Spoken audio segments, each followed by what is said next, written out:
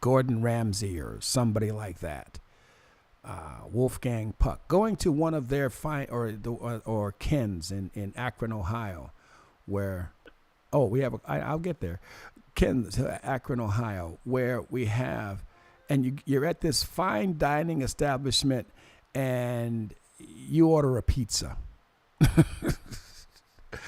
I mean, yes, you can be filled with the pizza, but when the Holy Spirit is moving, you really should desire to be a part of that or to get into that. Good morning, caller. You're on the air. Good morning. It's Dan and Nira.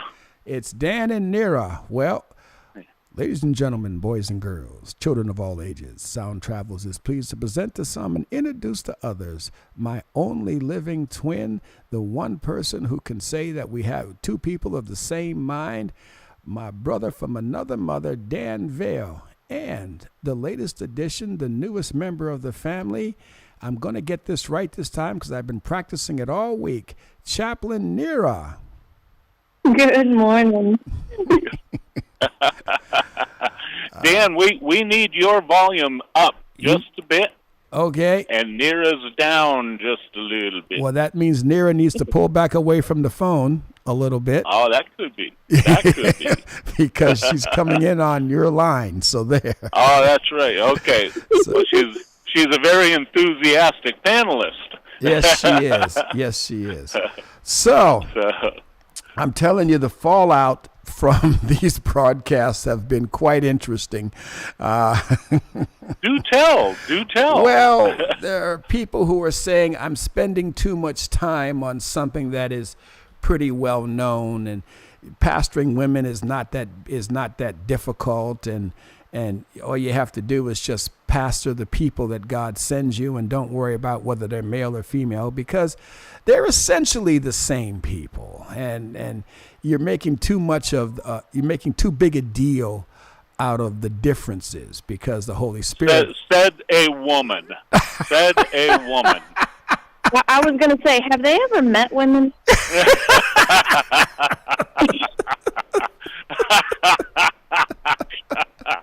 I'll take the bullet.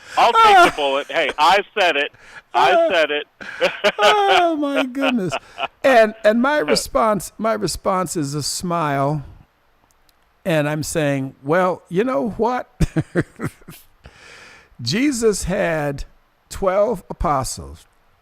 And even within the 12 apostles, there formed a class structure, a hierarchy, if you will. You always hear the three mentioned, Peter, Paul, not Paul. I said Peter, Paul, and Mary. No, that's not who I was thinking. That's where I was going. That's not where I was thinking.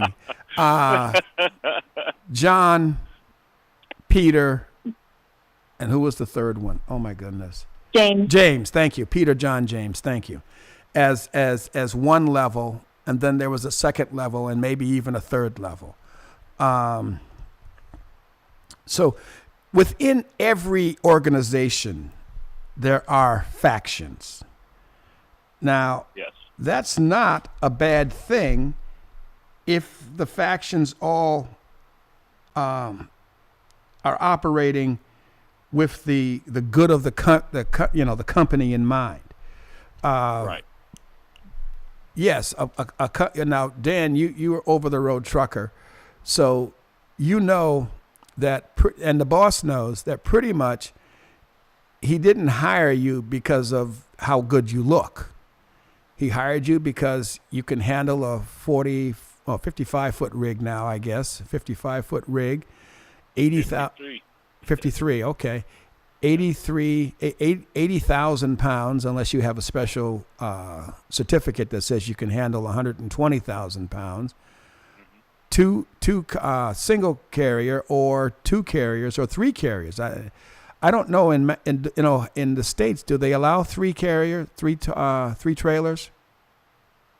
Out west, you can pull. We call them pups. Yep. You can pull three pups. And what's the total length?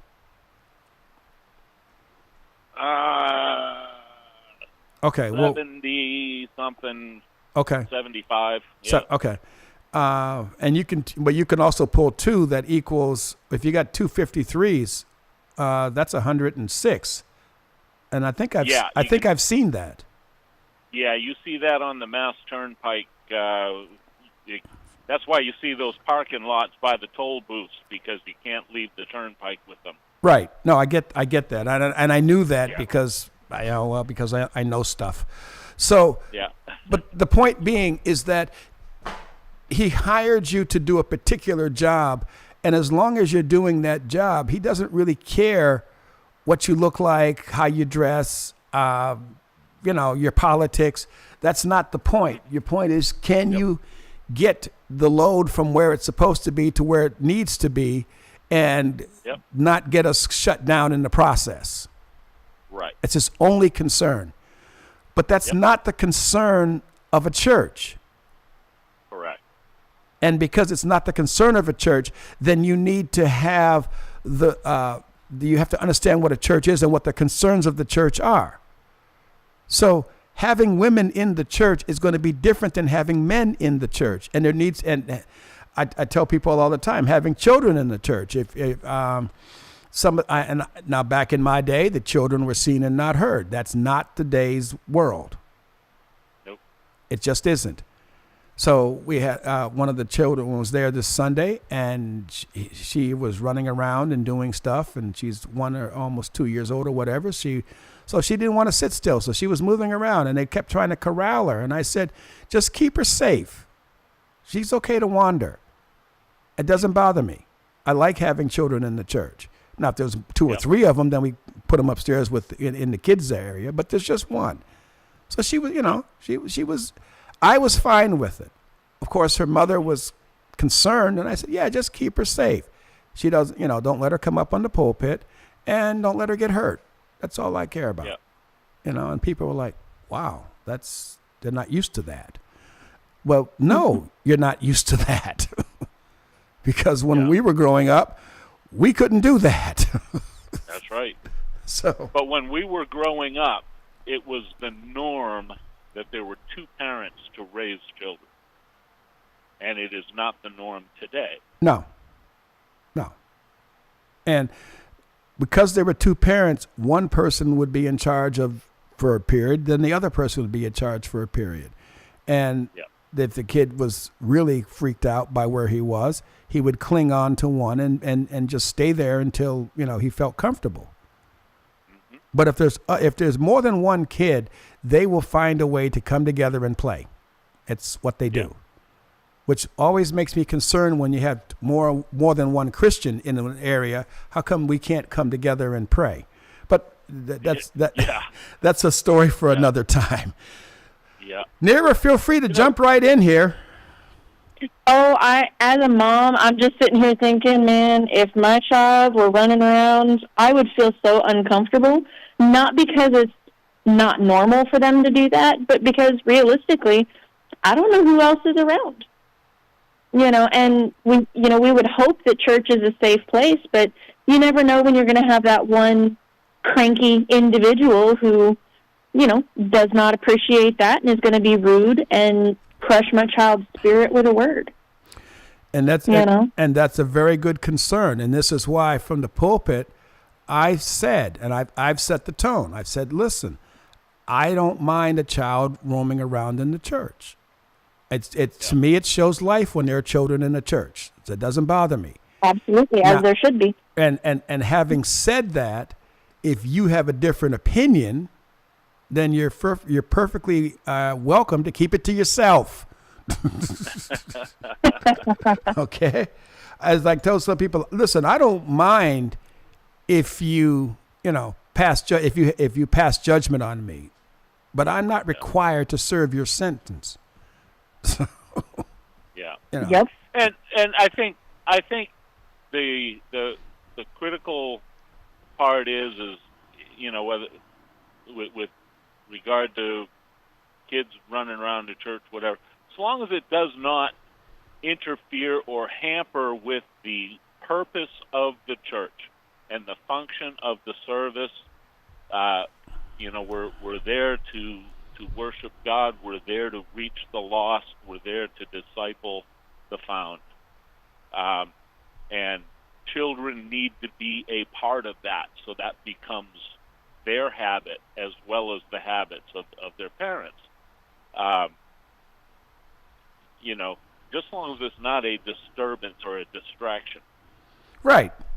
And that's absolutely, and that's exactly my point of view. Like I said, we have an upstairs playroom. When you have two kids, you can take them upstairs. I have no issue with that. That's fine. That's why we have the playroom upstairs. But if it's just one child, and he or she is just being what they do, it's being a kid. Oh my goodness, new areas, new play toys, new this, new that. Fine. If they're squawking, yes, that we can't have. But just moving around and doing stuff, that doesn't bother me. Not going to be an issue for me. So I think we've created such a society that, it's interesting to me because it used to be that your children would go with you wherever, and that's just how it was, and you kept them in line because that's your job as their parent, to raise them in such a way that they understand this is what is acceptable and respectful in this place at this time. And we've gotten away from that so much, and we've created a society that is so disdainful of children being children. We have whole communities that are separated around the fact that no children are allowed to live here. Or, we've created places that, if you're under 16, you can't be here. And it's not even for a safety factor of, things that children under 18 or 21 shouldn't be a part of. It's just like, no, we just don't want kids here. We're so overwhelmed and overstimulated by children being children. And I think it's because of society, because I was also raised children are to be seen and not heard. And I have trouble speaking up or making myself known because of that. And I think we've kind of done a disservice to children that way. And now we have those people raising children who are being children, and we have no idea how to handle it. So we've gone in like the completely opposite way. Right. And so now kids just get to basically, get away with whatever they want, and we have no idea what to do with it. Right. And again, this a lot of this has to do with elections have consequences. Now, what do I mean by that? No, I'm not talking about our current political structure. I'm saying that actions have consequences. Concepts have consequences. We have a system that works. A mother, father in a home, two-parent, committed to the purpose of raising a strong family unit and then creating good citizens in the process.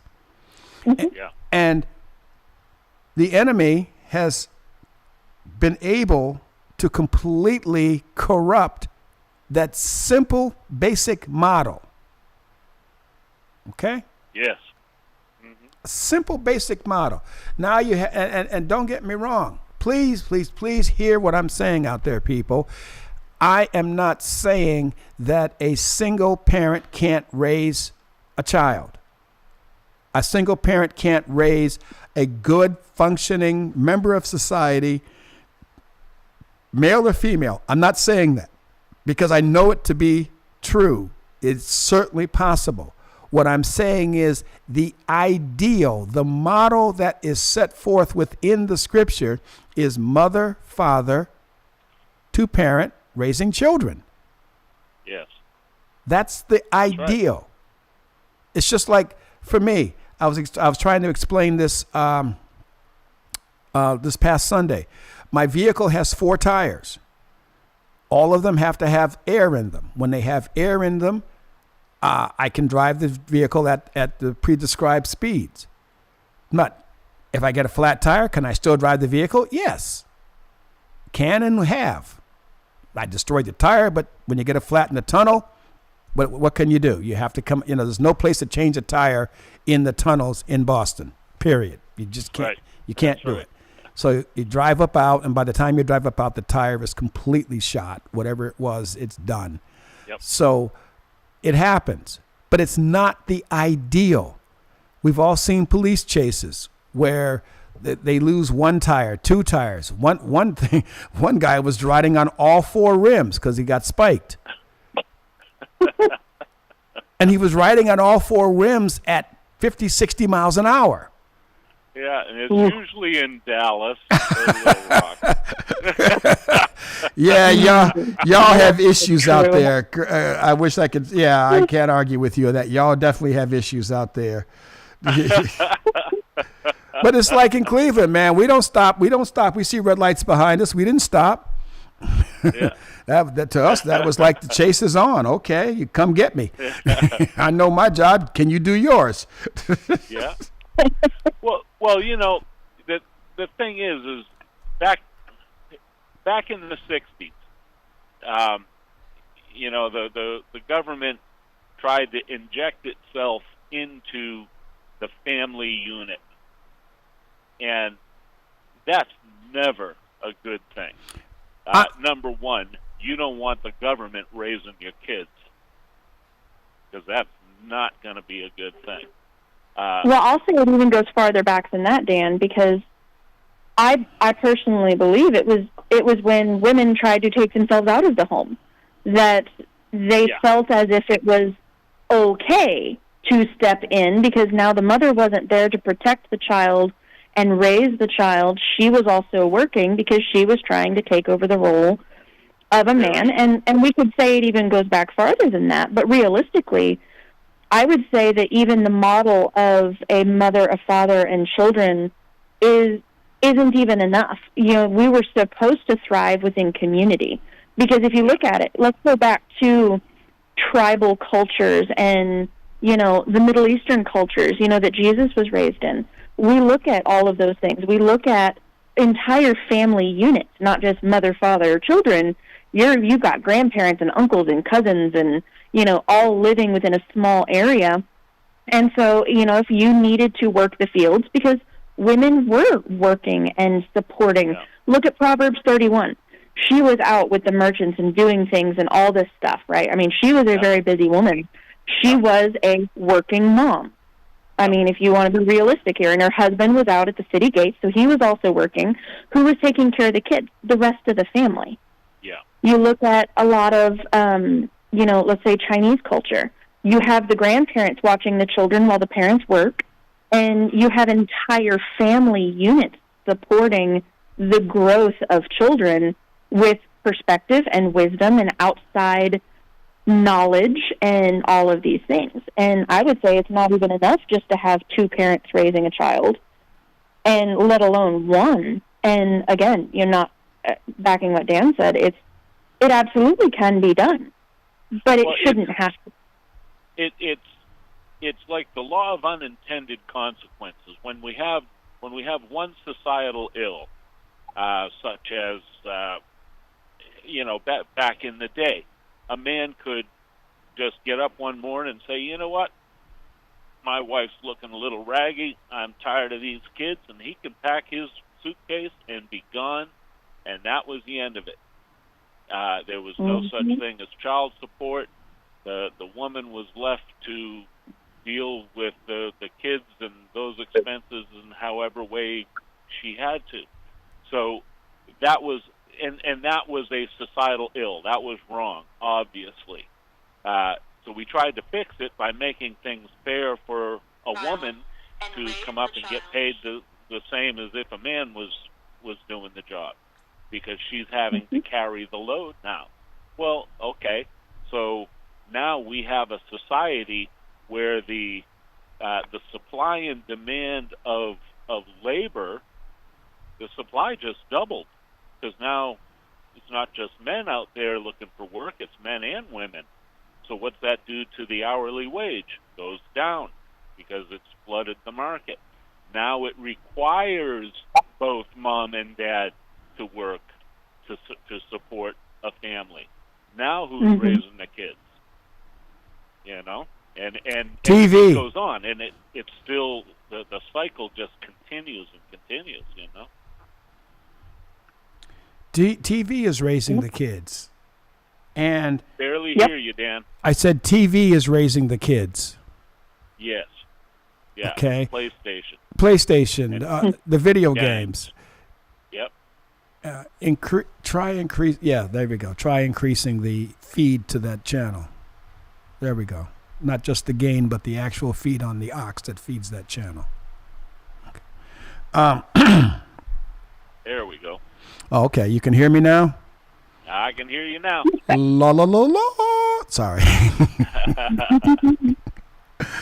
Okay. So, what in fact do we take from this whole series of the lessons and the comments and we understand a couple of things. First of all, women are different than men. Now, I know this is an issue for some people. Okay? Not for me. I celebrate it. I do too. There's a female difference. Now, at some point, I may be allowed to talk about the different configurations. In other words, what do we do when we have trans people in our congregation? What do we do when we have openly same-sex couples? What do we do? And reality of it is we've got the model for that right now. The answer is we do what is required. Love them. Mm-hmm. We do what is required. We love them. Yeah. Not to be confused with share equal authority in the church. Oh, you can't do that. No. You Not can't. biblically. You can't do that, no matter who they are. Right. Right. You can't put two steering wheels on the same car and expect it to work right. No, well, you can if it's a training car. So that falls apart. A driving training car. But the reality of it is the house of the Lord. Yeah. It is not Dan's house. It is not Naira's house. It is the house of the Lord. And Mm-hmm. who comes in there because they are seeking something.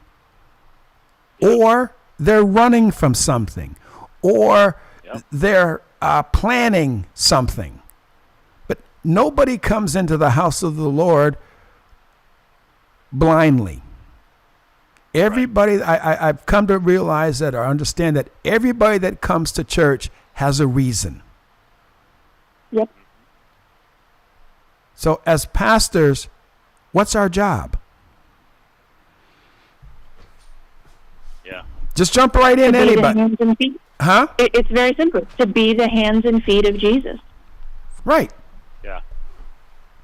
Well, You're his mouthpiece, and you are. If God has instilled you in a leadership position in a church, then you are to be his hands and feet, and you are to be his mouthpiece in that moment. Yeah.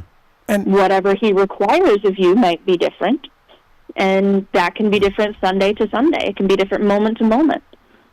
Situation to situation, depending on who you're talking to or what capacity you're leading in. But it's quite simple. Like we do tend to complicate it. It's I am to be Jesus in whatever form, fashion he asks.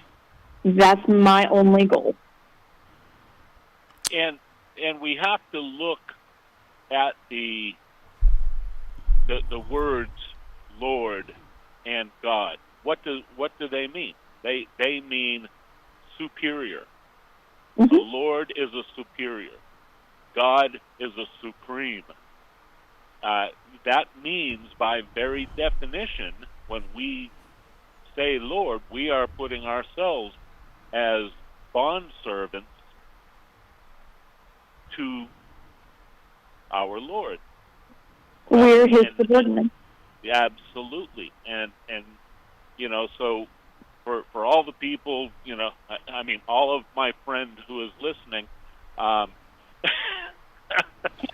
one of them. yeah, all one of them, that would like to debate the issue.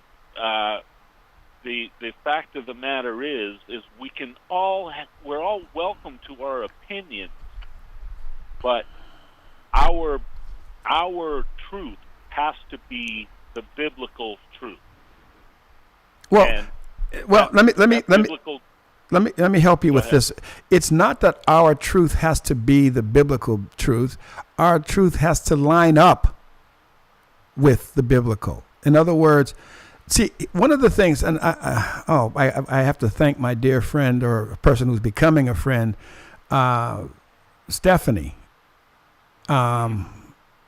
Stephanie is trans, and Stephanie lives in Canada. And I've been in a lot of different discussions with her. And what and it's been very helpful for me in terms of learning some basic things. Within the trans community, there is a language. Just like within every community, there's a language. When I was studying and teaching martial arts, I had to learn different phrases in Chinese because the martial art that I practiced is a Chinese-based martial art. So I had to learn Chinese words for the different parts of the body and this, that, and the other. But to say, in order to understand exactly what I'm doing. So what I've learned is that when you're talking to somebody from a different community, whatever that community is, you first have to learn their language. Mm-hmm. And there's nothing wrong with that. And a lot of people don't want to do that because why do I have to learn their language? Now, here's the problem. And I have to be very careful with this because I don't want to get myself into even more trouble than I usually get myself into when I say, here's the problem. When you come to, if I went to Mexico for whatever reason, and I'm going to be down there for more than 3 or 4 days, if I do not learn Spanish quick, fast, and in a hurry, I am going to be taken advantage of at every turn, bar none. Yep. I'm not going to be able to have the fullness of my life. I'm not going to be. I'm going to constantly be an outsider within a community until I learn that language. Yep. Mm-hmm. So it's the same when you come to church. I don't expect somebody who's coming to church for the first reason to understand anything about what goes on in the church. Yep. Right. I don't even know why they're there. But that's between me and my Holy Spirit. Mm. Seriously, as a pastor, I've got to have the Holy Spirit enough in me to ask immediately, how do I minister to this person? What is going on? Why is this person there? And if I don't, I'm going to be in trouble. True. I think we could even get simpler than that because people are very finicky creatures, and realistically, I've gone to churches before that I didn't know why I was there. All I know is that God said, you're going to go here. Okay, that's all I need to know. I think we can even get simpler than that because realistically, there are a lot of people out there that don't know why they come. They know they're searching for something, but they have no idea that that's actually the reason as to why they've been there. They might have these false excuses or, anything like that. I think the real question is, if you go back to the book of Romans, we see that it's God that draws them. How can they come if they've never heard? How can they have heard if no one was ever sent? Or, you can go down the line, and it all begins with God drawing them. So the question is, okay, it's not, why are you here? It's like, all right, why does God want you here? And because they may not recognize that as the truth. Because if they're running from God, they're running right into God. Because he's there everywhere that they're going to go. I mean, look at David in the Psalms. Even if I go down to the pit, he's there. They're running from God and they're running right into him. And God has drawn them. So it's like, all right, God, why did you want them here today? And what are you wanting to show them and how can I help? And see, Brother Roll says, I've been reading about Jewish history. Our first requirement is to stay close to God. He gave us the basic principles to do that. Of course, that was our first requirement. That's exactly what the whole concept of the garden was about. It was fellowship between God and man at the highest level until that fellowship was broken. And now, where we had a universal fellowship, now we have a singular fellowship. We have a one-on-one fellowship. In other words, the relationship that between myself and God is repaired through Jesus Christ because I accept the fact that he repaired it. If I don't accept the fact that he repaired it, I have no relationship with God. That's right. And that is go ahead. I am convinced that, like we all know that the enemy has a cheap substitute for everything that God gives us. What you talking about, Willis? God gives us the opportunity to have the enemy. You cut out. You cut out. God gives us the opportunity to have, and you cut out. Oh, a relationship with him. Okay. The enemy comes along and says, "Oh, you can have relationships with all these people, men, women, whatever your flavor.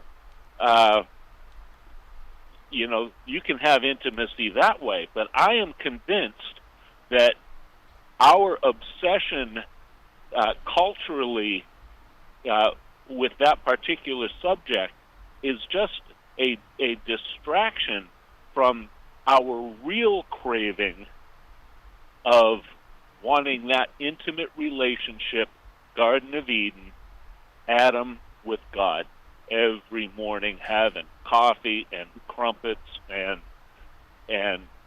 being naked was not just a physical thing, it was no secrets. No secrets. Here I am, Lord, you know me, you created me. There's no sin between us, there's nothing to hide. That's the relationship that I think we are really craving, and the enemy tries to slip in a substitute of a sexual diversion when that's not what satisfies. So Roll says, if it's my calling or mission, I learned the language. Many are put off by the Christian language. We speak a certain way and separate ourselves from society. I'm going to take issue with the last part of that. I don't think we separate ourselves from society. I think we are the society. The true society of being in relationship with God is the norm. Everything else outside of that is the separate part. So I'm not required to be somebody other than who I am. I hold the doors open for people. I try to go through the door and I wait to see I hold it to see if someone's coming behind me. All these different little things are things that I do, and people think it's unusual. That's on them. I am doing what I do as normal. Now, sometimes I get caught, sometimes I don't do it, and when I don't do it, I apologize. Yeah. Because it's normal for me to try and see who's coming behind me. I'm not the only person in this world. And so many of us operate as if we're islands, and Christian islands. And there's a reason the church is the most segregated building on a Sunday morning. Yeah. Yep. Okay, there's an absolute reason for that. And Stephanie has found a church that they go to that accepts the fact that they are who they are. I haven't heard the preacher yet, so I don't know what his sermons are about, or her sermons about. I don't even know whether it's male or female. But it's important for people who are not within that community to understand that God is the God of that community. If the people in that community choose to have a relationship with the one true God. Yeah. Well, he's still God regardless. do they recognize it or not? Well, that's the point. Yeah. And they have to see, this is the thing. We are called to work out our own soul-saving salvation, but when somebody else wants to do that, we want to say, no, you can't work out your own soul-saving salvation because you're fill in the blank. Mm-hmm. And that's a problem for me. Yeah. Yeah. Getting awful quiet in here. Yep. Well, No, it's true. We tend to try and we're humans. We like boxes. We like to be able to check our boxes because we don't like anything that is uncomfortable. And so let's just even get more basic than that. We were designed to follow. We were designed to worship. We were designed to seek out an authority far greater than our own and to serve that authority, being God. We were designed to do that. We fall wildly short of that every single day. And so we're looking as human beings to find an authority that we're willing to serve. The problem is we like to find the ones that align with our personal tilts and wants and desires, and that's where we fall short. Because we don't want to do what God says, because we don't like what he says, because he says to die to self. And we don't like that very much. And how do you, go ahead, 1 second. How do you die to self when you're so wrapped up in self? And that's the thing, because dying hurts. Dying is not fun. Dying is painful. Dying costs you literally everything. Yep. But that's the point, because we don't recognize, we've been so lied to, we've been so deluded into making God so small that, we sit there and go, oh no, what am I going to eat next week? I didn't get paid because I was sick. Or, oh no, this thing happened. How could God ever do this? Or, we've deluded God to this cosmic gumball machine that we can put in a prayer and get what we want. And then it's like, all right, well, I'll see you next week. I checked my box. When, quite literally, he created everything with a word. We forget that. We forget his magnitude. And so when you forget who he is, it's very hard to die to self. Because now, if I die to myself, who's in charge? Who's in control? Who has everything? Who's going to do what? If I don't do it, nobody's going to do it right. And we forget that God made you. We forget that God has done all these things. It's our lack of perspective. And so, but when you know that God is in control, when you know that God is all powerful and omniscient and everywhere, when you remember who he is in the truth of who he is and the magnitude of who he is, then it's really easy to die to self. Because I sure as heck am going to screw it up every single day if I'm in charge. But he's not going to. So it's easy to die to self when someone is in that kind of authority for you. In 1973, what I had initially thought was a blasphemous album, but subsequently changed my mind on it. Dan, you'll probably remember Jethro Tull's Aqualung. In the Stumbling Madness?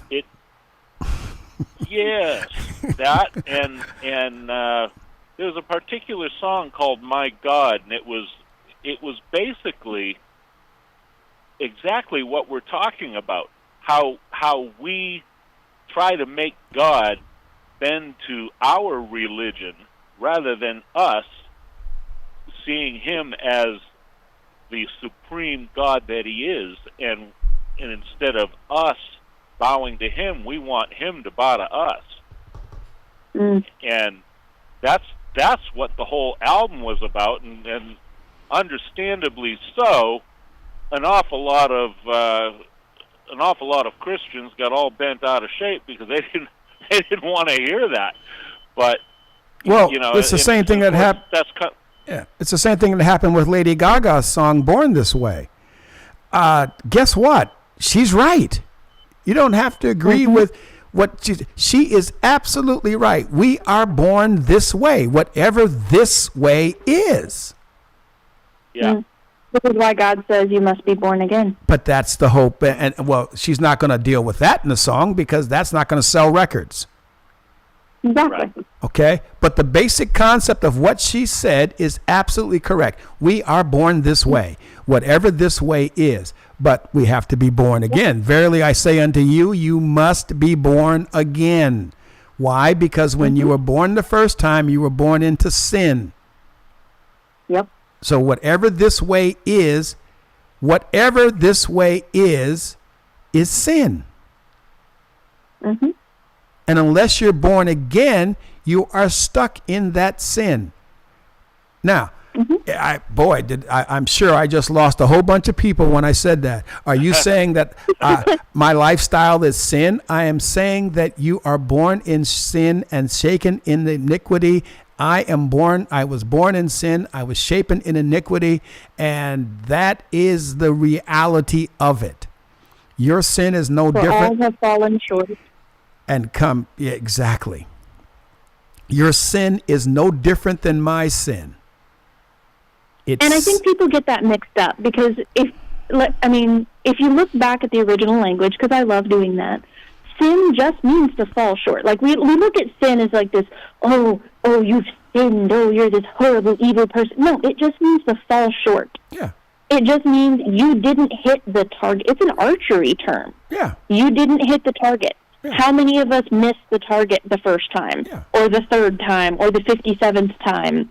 How many of us missed the target because we're not good at archery? All of us. Mm-hmm. That's all that means. It's not that you're this horrible, evil human being that's malicious and vicious, and that's what Satan likes to make us think.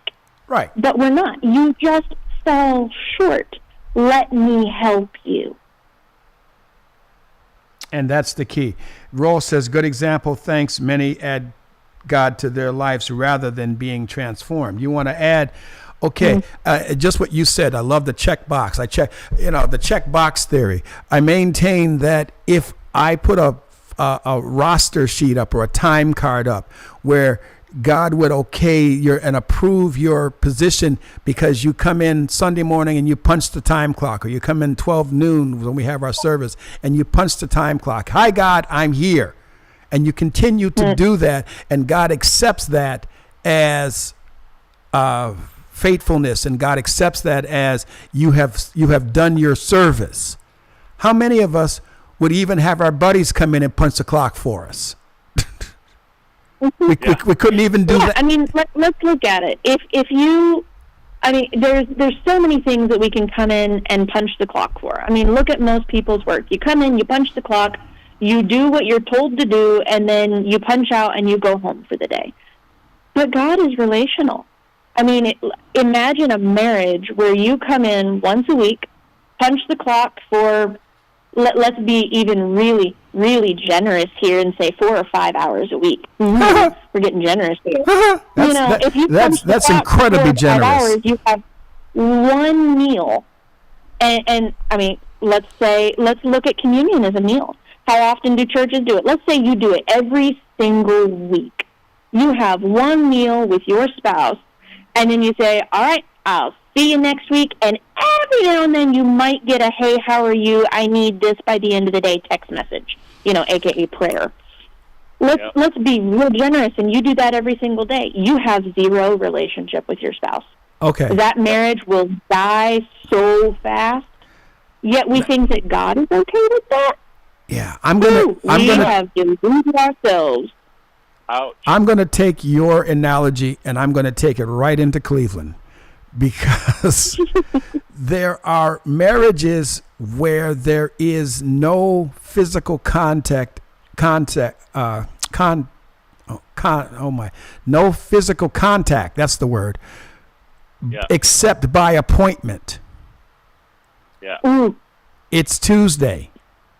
It's Thursday. Whatever the day is. Okay? And it's by appointment. Okay, I know that on Tuesday at 8 o'clock I have to be here. I have to do this. I have to do that. That's not a marriage. Right. Nope. Okay, it's not a Everything else is more important. everything else you've taken, and then it's amazing how fast people can fall into that. Yep. I had a marriage like that. Oh, I'm Yeah, sorry. me too. It died. Yeah. Because when you don't have intimacy, and I'm not even saying, the physical thing that adults do, it's like, if you don't have intimacy, if you're not addicted to your person, like, that should be your favorite person in the world. Yep. That should be the person you want to go to first and be like, hey, this exciting thing happened to me. Or, hey, I'm having a really bad day. Can you just talk to me? Hey, I just want to hold your hand. If you're not walking around in public holding hands or looking longingly into their eye, like, you should be so in love with that person. And I don't say in love is this tingly feeling. I'm choosing to be in love with you because you are my most favorite person in this world. Because I know at the end of the day, you're going to be there with me in the hospital when something's going wrong. You're going to be the one right beside me when I have to bury my parent. You're going to be the one with me on the most exciting day of my life. You're going to be there with me in the darkness. And If you're not my most favorite person in the world, there is something wrong, because it should be that way. And we can take that exactly to God. God is going to be there with you in your darkest moment. God is going to be there with you in your most excited moment. He should be the first one you want to run to and not a last resort. Be like, oh, oops, I guess I should pray about it. No. That should be your first thing, whether it's good, bad, or indifferent. well, that's the key. And if you're not, why? Why would you not want to go to the single most powerful, most amazing being in the universe, the one that created the universe? If you don't want to go there first, what's wrong with you? Yeah. Like, you are selling him short, and you are hurting yourself. Well, you're selling more than selling him short. You're putting him, as we said earlier, very early, you've put him into a box that you get to open when you think you need it. And that's not God. Mm-hmm. So, And that's disrespectful. and it's disrespectful. It's not God. And then the other part, I have to praise you. Your callers are doing a great job. Roll says, and then he says, wow, same with our relationship with God by appointment. Yes. Yeah.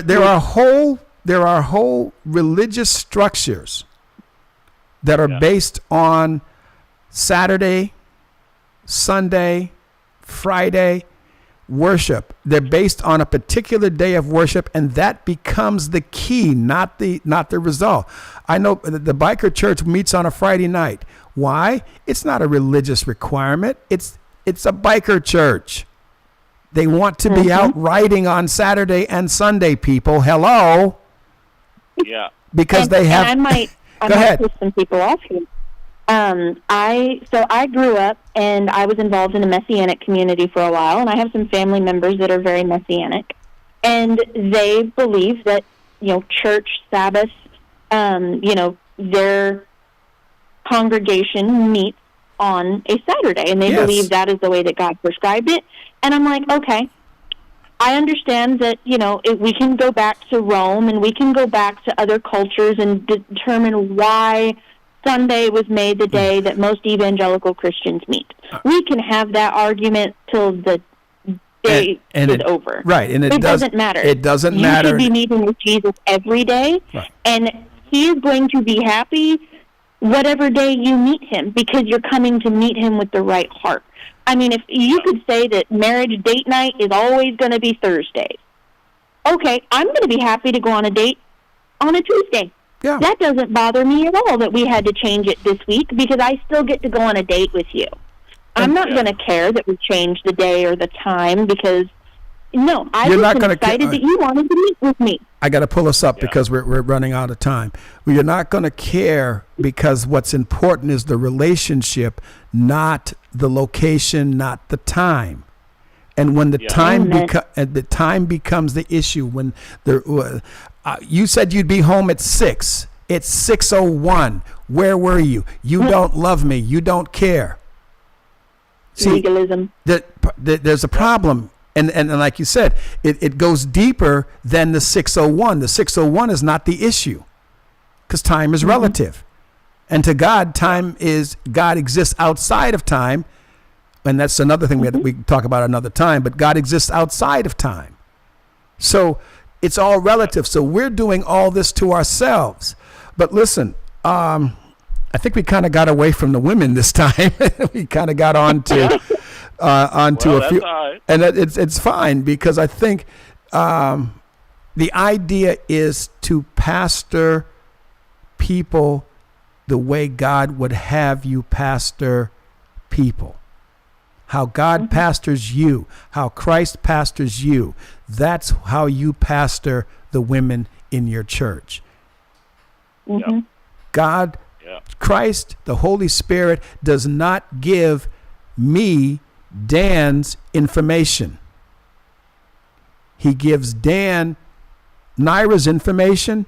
No, he gives Naira her information. This is what Naira needs to do. This is what Dan needs to do. This is what Dan needs to do. It's an individual thing, and we get into trouble as soon as we take the individuality out of it. Yeah, and how you pastor a biker church in Ohio is going to be different than how you pastor a biker church in Massachusetts. Absolutely. It's going to be different. It's going to be different whether you have a different culture, whether you have a different language, whether you can have two churches in the same city, same denomination, same general makeup of people, and it's going to be different. Because God is so personal and so individual, and he is so universal at the same time. Like the 3 pastors that were stranded on a desert island and came back a year later, there were 4 churches.